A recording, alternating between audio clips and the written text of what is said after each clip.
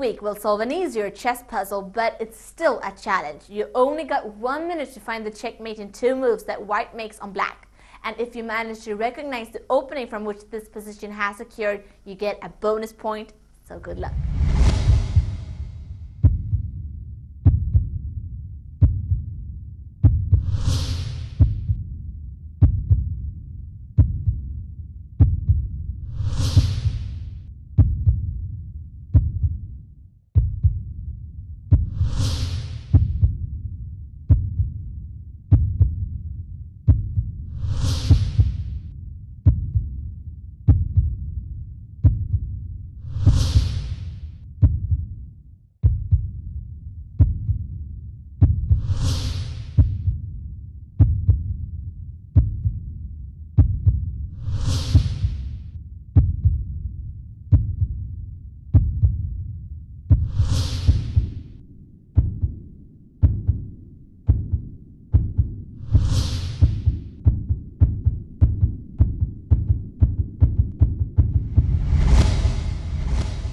Well, let's see if you found the right variation.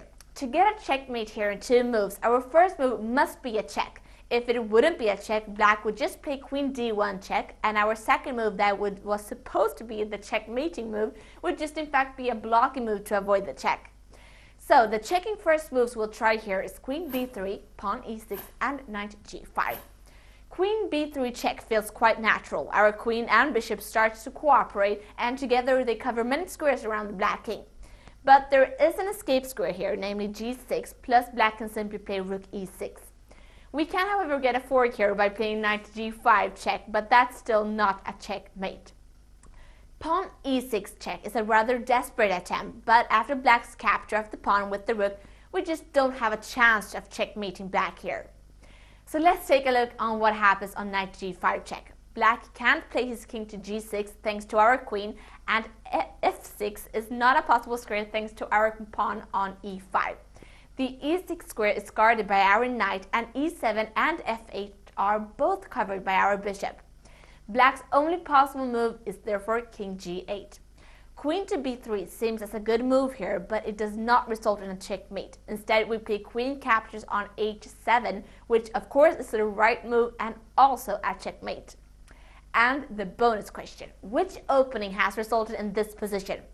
It's a pretty unusual opening, a gambit actually, and the fact that white doesn't have his b, c or d pawns and the black doesn't have his d, e and f pawns clearly shows that this is an even gambit game.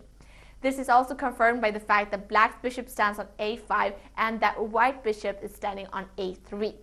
But both white rooks are gone, which means that this is likely a composed puzzle. So that's it. Congratulations to all of you who found the solution, and great job if you figured out the bonus question. You all deserve to sit back and enjoy this week's episode of the Chess History with Professor Arne Johansson. Enjoy!